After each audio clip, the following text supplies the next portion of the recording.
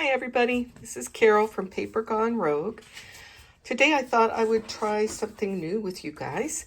I do watercolor painting and I'm trying to incorporate it more into my journal making.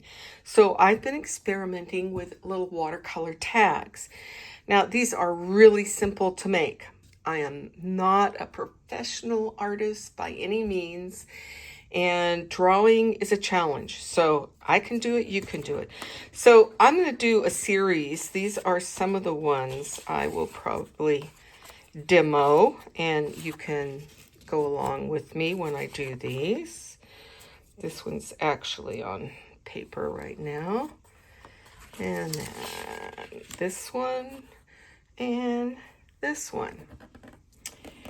So I'm going to show you what you need to do these with. So first of all, of course, you need paper and watercolor paper. And do not get expensive, incredible watercolor paper. You don't need that for the tags. I would do 140 pound, not any more than that. You don't want it thick, which like 300 pound does. And you can, which I have done with these, is I have them in a pad. This is a Winsor Newton pad. And you can see it at they're sealed. So what you do is when you're done, you stick a knife in there and you pull them up. And what's nice is then you don't have to tape your watercolor paper down. If you're just using pieces of watercolor paper, I would tape them around the edge with, you can use adhesive tape, works fine. But with these, with the pads, you don't have to do that. They are a little on the spendy side, but I think they're worth it. Then you need, as you can see, some tape because you're going to need to divide your pad up into sections. So I used thin washi tape and I taped it all around the edges. I did one through the middle, and this is I think 9 by 12, and then I did one through the middle here and then divided this up. I did not measure.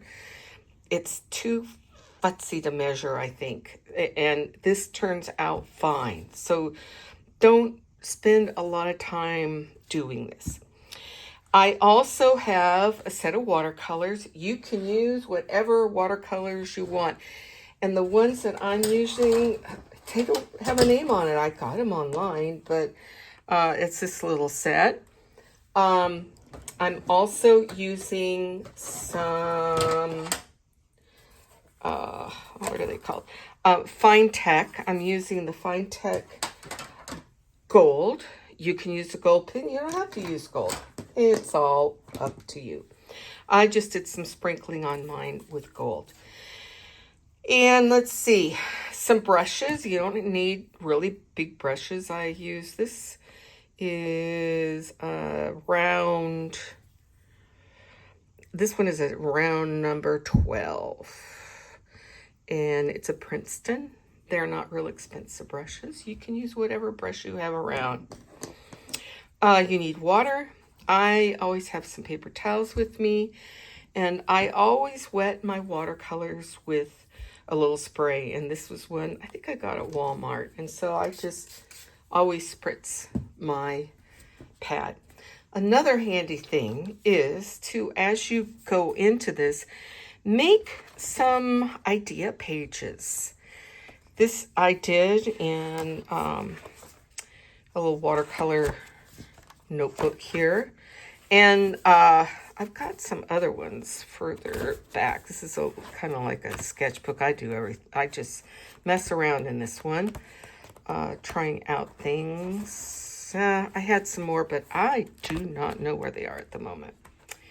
Anyhow, it's nice to have those, especially if you're not real experienced at drawing and you go, I don't know how to draw a simple flower. And then once you see some, you go, oh, well, that's not hard to do. So let's get started. So as soon as you tape your pad or piece of paper, then what I did is I sketched. I hope you can see that. I think you can. I sketched in with a pencil. Some people don't need to do this. They just do the painting and then use a pen and they're fine with it. I'm not. So you can see I sketched the flower that I wanted to do. And remember, I had some little pot designs here that I could use if I couldn't think of a pot to make on there. And then what I did was first you get the space wet, and I will demo on here. I am just taking my brush and wetting the space. And then I did mainly 2 colors on these. They're not a big space. You might try out your colors first. I'm going to do on this one, whoops, sorry, knocked you. I'm going to do a blue. I think I'm going to do a blue and a yellow just for fun.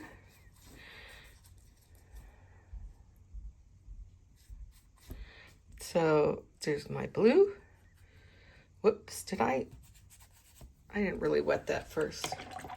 You don't have to, but I kind of like to wet the space to make it flow a little more. I think I should move my water over a bit here. And now I'm going to do yellow. This has 2 different yellows in it. I'm going to use one that's a little darker. And I'm going to tip. I can also spray a bit more. Let things flow around. You don't have to cover every inch of the space. You can have white in there, which I kind of like to do. And I think I'm going to add some blue down here. And then see, now I've made a nice little green down here. Now, I make sure I have something along the edges so that it defines the tag. So I blotchy it in like that. Okay. And that's really all there is to it. I just pick the colors that I go, oh, that I could go do that color. I don't know. It just is whatever I feel like doing. All right. So the next step then is to go over what you have drawn in. So I have one right here that is drawn, is penciled in, but not drawn in. So I'm using a micron pen. Any permanent pen will work. And do you have to do this? You make up it in a way that makes you happy. I'm doing it this way because I like doing it this way. Yeah, so I hope all of you are having a great day. I live in Southern Oregon, and we have had so much smoke this summer. It's been awful, very unhealthy air. And today, it's all clear, and it's cool. Man, I've been waiting for this. It gives me hope that, fall may be coming. And about a week or so ago, maybe 2 weeks, I got myself a new dog. Yeah, I lost my dog in the wildfire that we had here, in which my house was destroyed in 2020. And my dog died, unfortunately. And I just was not ready to get another one. And finally, I was. And I went through a group. It's called Oldies But Goodies. I live in Southern Oregon. And this group, it doesn't just do older dogs. It does puppies and everything too. But their focus is on rehousing older dogs. And I got little Chloe. Maybe I'll introduce her the next time, because heck if I know how to readjust this so that you can see her. She's in her little bed in here. I had to bring it in here because she's become my little sidekick. She's a little girl, very shy. She's part terrier and part Doxy. And she is just stinking cute, I have to say. I adore her already. Okay, now I've outlined it. Now, what I do is I take colored pencils and kind of color in the parts I want. This looks fine just as it is. You don't have to do, there went that yellow. I guess I'm using another yellow for this.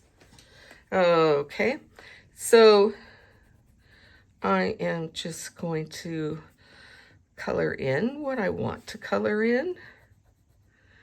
Make these little sunflower sort of flowers. And you know, you can make imaginary flowers. You don't have to make real looking flowers at all. Fantasy flowers work great. And I learned from trial and error to leave enough at the top if I want to cut the corners and cut a hole in there for a tag, then that works great. Another reason I don't use really good watercolor paper like the 300-pound weight is a lot of times it has a roughness to it, and I want people to be able to write on the tags. So I go, well, why would I want to get heavier rough paper for them? So did I get everything? I'm gonna do some little dots here, little dots here, little dots here. I'm gonna do my leaves green. And I think I'm going to decorate the pot somehow. So anyhow, little Chloe is very, very, very shy. You can tell she's been traumatized, but she is so sweet. I have really fallen in love with her. And my granddaughter has been staying with me for the summer. She's in college and she was doing an internship at a nonprofit in the area, and so she goes back today, and so I've got little Chloe to keep me company. I've always done fine on my own, but you know, you get used to someone being around. All right, so the pot. What do I want to do with the pot? You know, one thing I like, I'm a lefty here, so I'm always having to move things around a little bit. I'll do some kind of wavy little stripes. And then I like dots. Do you like dots? I like dots on things. Kind of repeats the dots that are up here. Sorry if I'm shaking it. I'm actually standing today, trying that out. All these new things, you know. There we go. So you can decorate more on the outside. You can do whatever you want with these, but they are so much fun to make and decorate. They are very simple, but I think they look really nice. And so when you're done, you just take your washi tape off and cut them the size that you want, and you would have then 8 tags. So I'm going to draw one just so you can see how simple that is. If I can find a pencil, here's a pencil. I usually use here's my mechanical pencil. I usually use a mechanical pencil doing this, because the lines are finer and they don't show up so much. So I'm looking at my references here. Maybe I'll do a pot that has leaves in it this time. Yeah, just leaves. Ooh, that's wet over there. And of course, then I spread the paint. That's okay. So this one, oh man, I really got it wet. I think I'm going to skip over and do this one to let this dry. I think it got wet when I sprayed. I think I'll make kind of a big pot here.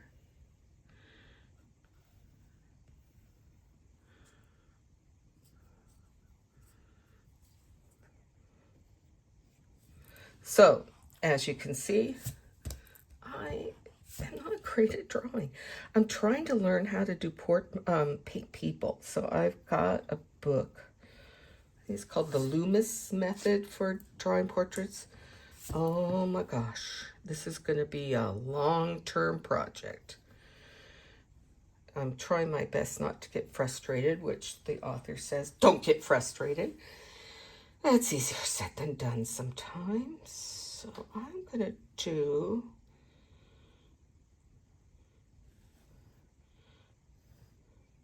Oh, I know what I'll do. I just thought of it. I'm going to do, you know, those big sort of palm sort of like leaves. Just like that.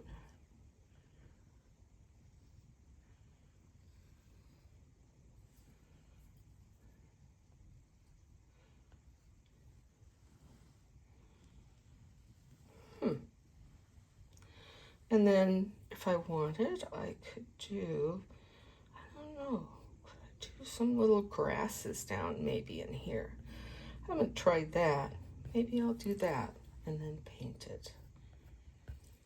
We'll see what happens with this. You never know, and sometimes I don't use much of the sketch at all.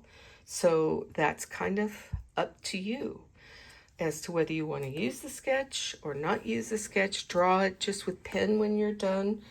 That's up to you. So this one is still wet, but I hope this gives you an idea of how to make these. And you can see in a nature journal or a spring journal, these would look very nice.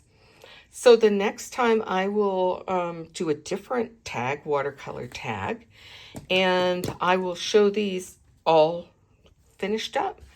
So I hope all of you have a wonder-filled day. And please like and subscribe. I really appreciate it. And, you know, give this a try. You don't have to have, you could get, you know, dollar store watercolors to do this in. This is just washes, wet on wet it's called, because you put wet down and you drop paint in, and try not to control it. That's what we always want to do with watercolors, but that's the joy of watercolor, is letting it do its thing. So let your watercolors do their thing, and I will see you next time with a new tag that you can use in your junk journals. All right, thank you so much, and again, have a wonderful day.